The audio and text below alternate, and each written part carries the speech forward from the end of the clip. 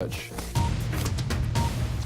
US Secretary of State John Kerry has arrived in Rome for a gathering of the Friends of Syria. It is his first meeting with key figures from the Syrian opposition.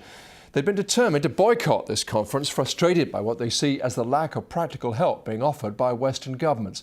But it seems Mr. Kerry persuaded them to attend.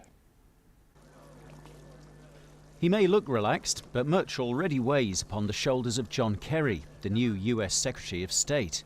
His arrival in Rome heralds what could be a shift in American policy towards one of the most pressing of those issues, the conflict in Syria. Mr. Kerry is on his first major foreign tour in his new role. Before he arrived in Italy, he told a news conference in Paris that a negotiated solution to the crisis was needed, and he'd seek guidance from the Syrian opposition on how to achieve this. We want their advice on how we can accelerate the prospects of a political solution, because that is what we believe is the best path to peace, the best way to protect the interests of the Syrian people, the best way to end the killing and the violence.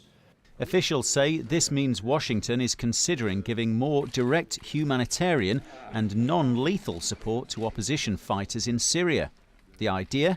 To amplify the message from Western leaders to the Syrian government that it has only two options: negotiate or collapse.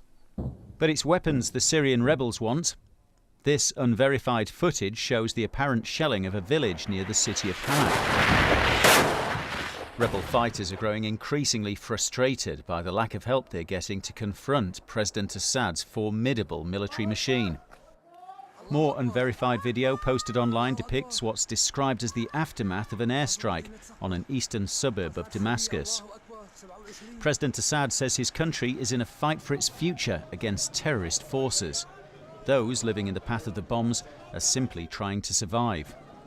The talks in Rome seem a long way from the fear, panic and anger that define the lives of so many Syrians as this relentless conflict rages on. James Kelly, BBC News. She was a thoughtful person loved by everybody. That is how Reva Steenkamp's best friend describes the model shot dead 2 weeks ago.